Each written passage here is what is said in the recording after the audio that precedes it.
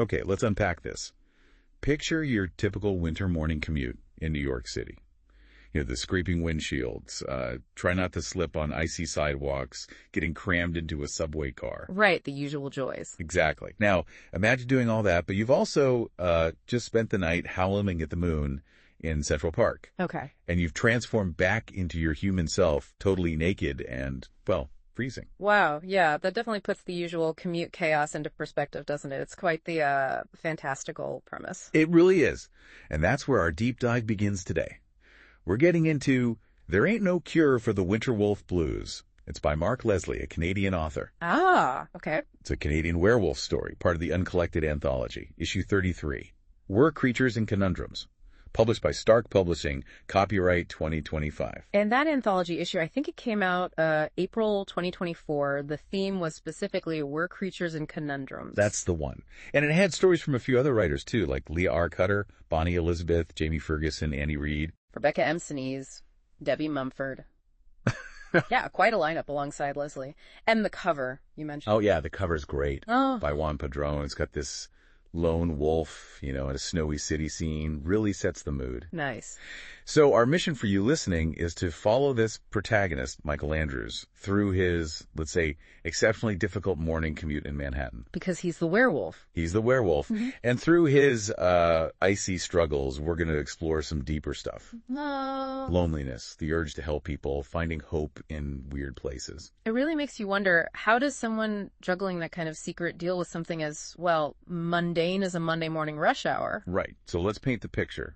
It's a Monday. A cold March morning, 2016. Full moon's just finished. Michael wakes up, totally disoriented, in Central Park. No clothes, of course. No clothes. Freezing. And it snowed heavily overnight. So his first task, find the plain white grocery bag with his clothes in it. Which he buried in a snowdrift. A white bag in white snow. Oh, dear. Yeah. He's not happy with his past self's decision-making there. There's this great irony to his wolf form would have been fine in the cold, totally insulated. But his human form, completely vulnerable. You can just feel that biting cold, the frustration of digging with bare hands. Exactly. He's digging around thinking, why didn't I use a bright yellow bag or something? Yeah. It's this mix of, like, werewolf problems and just relatable human error. It grounds it immediately, doesn't it? We've all made silly mistakes, but for him, the stakes are way higher. Find clothes or, well... Or freeze or get caught. Yeah. And then the story cleverly pivots to the other few problems, the ones we all know. Shoveling snow, icy patches you don't see. Black ice, yeah. Packed subways that are somehow both boiling hot and drafty. Oh, and the drivers. Leslie uses that great phrase, snow-covered road driving amnesia. It's perfect. And Michael's unique situation just makes all these everyday annoyances feel 10 times worse. For him, getting dressed isn't just about comfort, it's about survival, blending back in. It highlights how these hidden burdens we carry can magnify even small frustrations. Totally. And it really emphasizes that his lycanthropy isn't like a fun superpower he controls easily. It's a burden, something he has to actively manage. He has a whole routine, right? Go to the park, hide the clothes. Every single month, he has to go to Central Park, find a secluded spot, change, let the wolf out, then deal with the aftermath in the morning. And the story explains why he can't just, say, lock himself in his apartment basement or something. Yeah, apparently trying to suppress the wolf side is really bad news for him. Like physically and mentally damaging. Extremely. Intense sleep deprivation, something he calls an emotional migraine. Oof, that sounds awful. Right. And uncontrollable anger because, wolf strength bubbling up. So the park trips are basically essential for his sanity and, honestly, public safety. It makes you realize how isolating it must be, which ties into his ex-girlfriend, Gail. She used to help him through this. Yeah, she was his support system. Yeah. But they broke up. And now she's actually away at some paranormal conference near Boston. She co-owns an occult shop, Enchanting Magic, in the East Village. So he's completely on his own this time. Completely.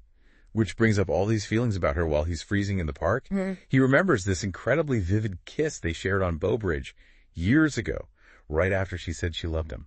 Wow. Talk about a contrast between that warm memory and his current reality and their breakup. Mm-hmm. It was because he lied about being a werewolf. Pretty much. The deception, the secret-keeping. She felt betrayed, apparently very sensitive to that. Understandable. So now he's stuck. Still in love with her, but she just wants to be friends. And there's this weird jealousy he feels. Jealousy. Towards his wolf self. Because he has these foggy memories from when he's transformed, like hearing her voice, maybe her touching him, but Michael, can't properly access those moments. Huh. That's a fascinating layer. His wolf gets a connection, his human self is denied. It really speaks to that fragmented identity.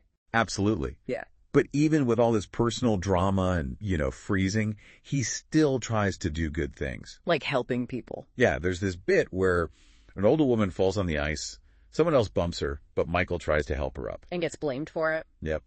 Classic misunderstanding. Mm-hmm. People just assume the big guy standing there must have done it. He even says sorry Canadian style, even though he did nothing wrong. Oh, the reflexive apology. Gotta love it. But that sounds disheartening. Good deed punished, essentially. Totally. But then, right after that, he has this encounter with a homeless man. A very different interaction. Okay, how so? Well, there's this sort of instant connection. They're both out there, exposed to the elements, a shared vulnerability despite their obviously different life circumstances. A moment of unexpected empathy. Exactly. And then the homeless man does something amazing. He sees Michael is freezing, hands shaking, and offers him his own gloves. Worn out gloves. Wow. Seriously? Yeah. And he says something like, "You're not alone. It never hurts to keep trying, my friend. The smallest thing can make a big difference." That's incredibly powerful, especially coming from someone who likely has very little himself. Right. And the irony is huge. Michael is actually a New York Times bestselling author. He lives at the Algonquin Hotel. He's got successful books, Tome of Terror, even film and TV deals based on his work with his character Maxwell Bronte. So he's financially secure, famous even, relatively speaking. And he's receiving this profound kindness from someone society often overlooks. It completely flips the script on who helps who, doesn't it? And it makes you think about Michael's whole journey. To the writer aspect. Yeah, he achieved his dream, moved to New York, became the successful author. Plus, he has this, secret werewolf thing going on. Does the story suggest his werewolf senses help his writing at all? It hints at it, yeah. Yeah. Like maybe those heightened senses give him a deeper insight into people, into the world that feeds his storytelling. So the curse might actually inadvertently fuel his creativity. An interesting paradox. But on this particular morning, none of that success matters much. He's just cold, miserable, and feeling pretty hopeless. He remembers earlier helping some guy whose BMW got stuck in the snow. Yeah. And the guy just drove off. No thank you, nothing. Just indifference. Ugh. That happens. So Michael has this moment of despair thinking, what's the point? Why bother trying to help in this skeptical, narcissistic world? And he's missing Gail, feeling utterly alone. It's a very human low point, even for a werewolf, questioning if any of it makes a difference. But then, the gloves, that moment with the homeless man, it completely shifts his perspective. That small act of kindness. It becomes this huge turning point. It's like a tangible reminder of what the man said. Yeah. Small things can make an enormous difference. It cuts through his despair. And inspires him to, keep trying. Exactly. To keep trying to make that difference, no matter how small it seems. Which connects really nicely to what the author Mark Leslie says about the story. The author's notes. What does he reveal? Well, he places this story chronologically in his Canadian Werewolf series, fitting it between two other books, Stowaway and Fear and Longing in Los Angeles. Okay, so it's part of a bigger narrative arc for Michael. Right. And Leslie describes Michael in this really interesting way. An alpha wolf who is a beta man. Beta man. Yeah, kind of drawing parallels to characters like Clark Kent or Peter Parker.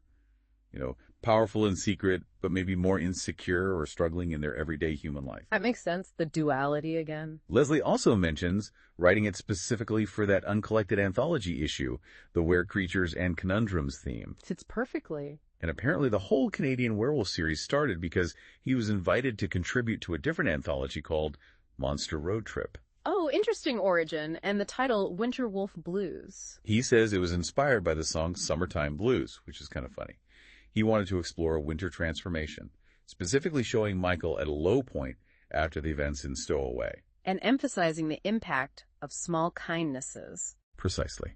That seems to be a key takeaway he intended.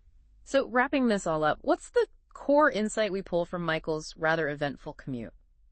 I think it's really about resilience and connection. Even when you're dealing with your own stuff, your own winter wolf blues, let's call them, Yeah. and the world feels cold or indifferent, these small moments of a genuine human connection, acts of simple empathy, they can be incredibly powerful. They can be lifelines. Which ties back to why you, listening, might engage with stories like this, looking for those moments of understanding, those aha connections. Definitely. Which leads us to a final thought for you to maybe chew on. Okay. What are the metaphorical gloves in your life? Yeah.